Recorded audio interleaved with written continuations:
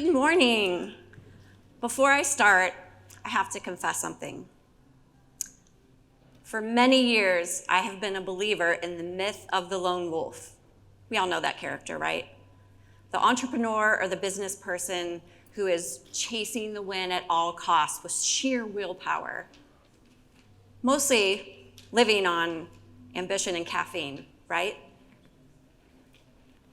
We're chasing wins, we're chasing metrics, we're celebrating, we're chasing that little last client like it's the last slice of pizza. But being the lone wolf is not sustainable. It doesn't work. You get burnt out, you get tired, you feel like you're just done. What if I told you there was a different way? And that way is about connection. I'm going to take you on a journey through how you build the perfect equation. Connection plus community equals your best commerce. And I've lived this over the past 14 years, so as I take you through the steps of this, I'm also going to share with you my personal journey and what I've done to build my best commerce. So let's start where we spend most of our waking time, in the office, in your workplace. Now, I come from a managerial background, but most of us, when you walk into your workplace, you see your employees or your coworkers just kind of a cog in the wheel, right? Person A is responsible for budget B with C outcome. This person over here is responsible for this spreadsheet to get to this win. But what if we started seeing them as advocates, as mentors, as friends? That's precisely what I did in the position that I was in for the last 14 years.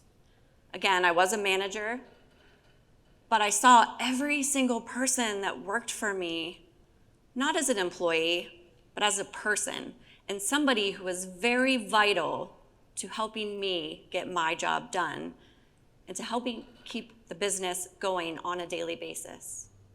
So what are things that you can do for your coworkers? This isn't about what can they do for me? I need them to do this so that I can succeed. I need them to do this so that I can be better here. I need them to do this so that I can get a promotion, so that I can get a bonus. No, I flipped the switch and I started looking at each of them as a strong pillar in what we were building.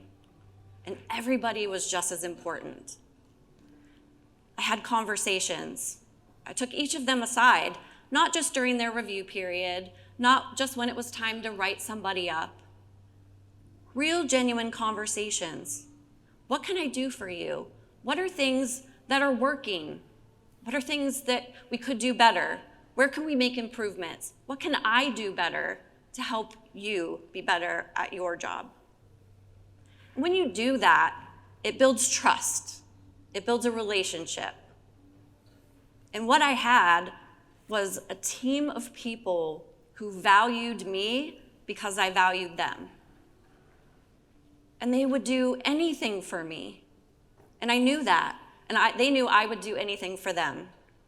My joke was, my door is always open unless it's closed. And they knew that. They knew they could come in at any time and have a conversation. And I would stop what I was doing and listen to them. Did you hear that word? Listen. It's very important, and not everybody does it well. But that's the number one key in building a connection, is listening. So now I move on to the dreaded word that everybody kind of cringes to, networking. How many of you think of networking as walking into a room of people you don't know, like a lot of business cards in hand, kind of stiff-armed, and you're just walking and you just look around and you don't know anybody, and all you're doing is practicing your elevator speech in your head? I'm telling you, get rid of the elevator speech. Yes, you should have a few sentences to be able to answer, what do you do? But don't walk in expecting that to be the only thing that you're going to talk about. Don't walk in to a networking situation and say, what am I going to get out of this? Why am I here? Here's what I do. I walk into a networking event thinking, who can I connect with that I haven't met yet? How can I help them? How can I encourage them? And who can I connect them to help elevate their business or help them find a client? And so my goal when I walk into a networking event is to be very intentional. That's the next word, intentional. I know some people freeze when they walk into a room of people they don't know. Here's a little trick that I've taught a number of people. Find somebody with, if you're a lady, find somebody with a dress on that you like, or an outfit, or you love their shoes, or gosh, your bag is so beautiful. Start a conversation with something that you have in common and something that you feel very genuine about. You'll be surprised at how that conversation just opens up and flows. And yes, you'll get to the point of talking about business. And yes, you'll give your little elevator pitch at some point. But you're building a relationship, you're building a friendship, and you're building trust and respect. And isn't that what everybody wants coming out of a networking meeting? My goals when I go to a new networking meeting where I probably don't know many people, I want to walk in and meet somebody that I don't know. I want to leave with a coffee or a lunch date on my calendar. And I want to know that I connected somebody to someone else, or that I gave them a piece of advice, or I connected them to a potential client or a potential vendor. You see, that's what life is all about, right? Connection plus community equals your best commerce. If you're not putting yourself out there and building those relationships, the best commerce is not going to happen. It's not sustainable. You're building your brand. Remember, my brand is Carrie Kass. It doesn't matter what my title is. It doesn't matter what company I'm working for. I show up as Carrie Kass, and that's my brand. Everybody here has a personal brand. And it's how you show up and what you do for people that keeps your brand sustainable and keeps people wanting to come back and wanting to have further conversations with you and wanting to refer to you and wanting to work with you, wanting to be your client. This leads us into community. Connection plus community equals your best commerce. Now, what does community mean? It can mean a lot of different things. It means getting involved in your local chamber of commerce. It means going and getting involved in different groups, whether it's a medical specific or industry specific type of group, or maybe it's just a women's networking group that you pay to be a part of. But be a part of something. Insert yourself into something. There's so many different ways. Connect with local business people. They don't have to be in your same industry. I had so many people advocating for me and sending clients my way that weren't in the same industry. I just knew them from meeting at different events because I made it a point to make myself visible. And I made it a point to make myself trustworthy. I followed through with what I said I was going to do for someone. I showed up. Show up. That's the third key point. When you're in a community, you have to be visible. You have to show up time after time after time. You have to keep those connections going. And yes, it takes work. And yes, it takes phone calls or texts or emails. Yes, it is extra time. Did I do a lot of networking events from 5:30 to 7:30? Yep. Did I take a lot of lunches and spend money to go to a chamber lunch to meet more people? Yep. Did I show up at things that maybe didn't even directly have anything to do with me or my industry? Yep. But that's how you build community. And people will show up for you. So now I'm going to bring you full circle and share with you how this all culminated to here. I moved to Austin in 2010, and I started working with a medical practice in 2011. So I was there for 14 years, helped grow the practice from this big to maybe this big. This is where I nurtured my team. Going back to the workplace, right? I nurtured every single person that walked in the door. I made it a point to let them know, I'm here for you. Tell me what I need to do to make this the best place for you to work. Because that was my goal. Because we want people advocating for us and for our company. And we want people to trust us. We don't want a lot of turnover, right? So what do you do to prevent that? Nurture your team. Guess what? I had a lot of people who had been with me from the very beginning and are still there today. That's what nurturing does. I took time to go out into the community. I built a referral network of over 150 clinics and doctors and providers. It's a lot. They all knew me personally. I had most of their cell phones in my phone, and they had my phone number. They knew who I was when I walked in the door. They knew what I represented. They knew they could trust me. And they knew that I would show up and follow through, and I would make things happen. And in the greater community, I was very active in our chamber. I was very active in local networking groups.